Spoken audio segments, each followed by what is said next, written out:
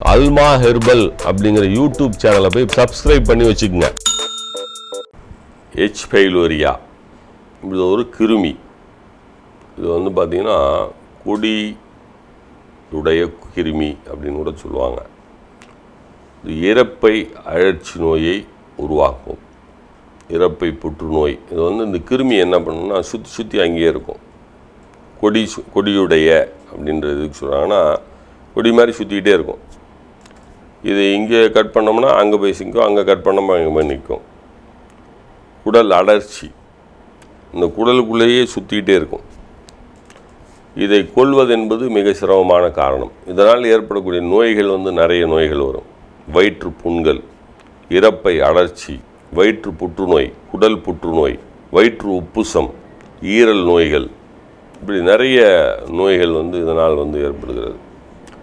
ஒரு கிருமியாக உருவாகி உள்ளே நம்ம உணவின் மூலமாக தான் இது உருவாகிறது. நாம் நச்சுத்தன்மையுள்ள உணவுகளை சாப்பிடுகிறோம் அல்லவா, அதில் தான் இது உருவாகுது.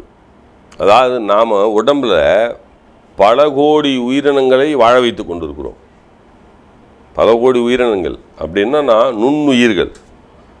தீதுண்ணி என்று ஒன்று இருக்குது, நல்ல உண்ணி என்று ஒன்று இருக்குது. பல தீதுண்ணிகளும் இருக்கிறது, நல்ல உண்ணிகளும் இருக்கிறது.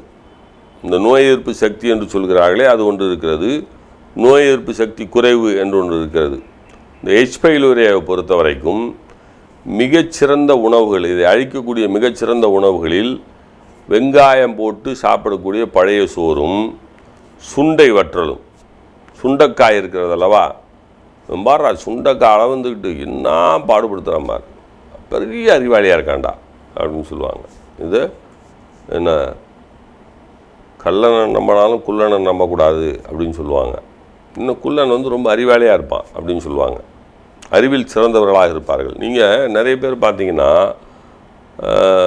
ஹிட்லர் வந்து ரொம்ப குறைவான உயரம்தான், ஆனால் மிகச்சிறந்த அறிவாளியாக இருந்தான். அறிவு வேறு எதற்கோ பயன்படுது, அது வேறு விஷயம்.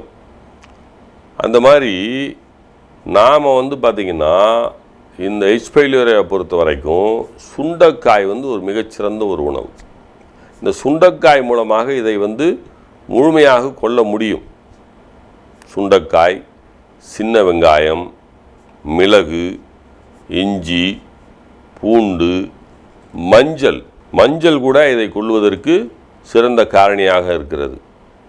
இப்படிப்பட்ட உணவுகளை அடிக்கடி உணவில் சேர்த்து கொண்டால், அதிலும் குறிப்பாக சுண்டைக்காயை குழம்பு வைத்தோ சாம்பாரில் போட்டோ அல்லது சுண்டைக்காயை நாமே வாங்கி வந்து அதை லேசாக கீறிவிட்டு அதை வெயிலில் உலர வைத்து பிறகு பொடி செய்து கொண்டு அந்த பொடியை மட்டும் சுடுசாதத்தில் பிசைந்து சாப்பிட்டு வந்தால் இந்த எச் பைலோரியா என்கின்ற இந்த தீதுண்ணியை, இந்த பாக்டீரியாவை ஒழிக்க முடியும். பயன்படுத்தி கொள்ளுங்கள்.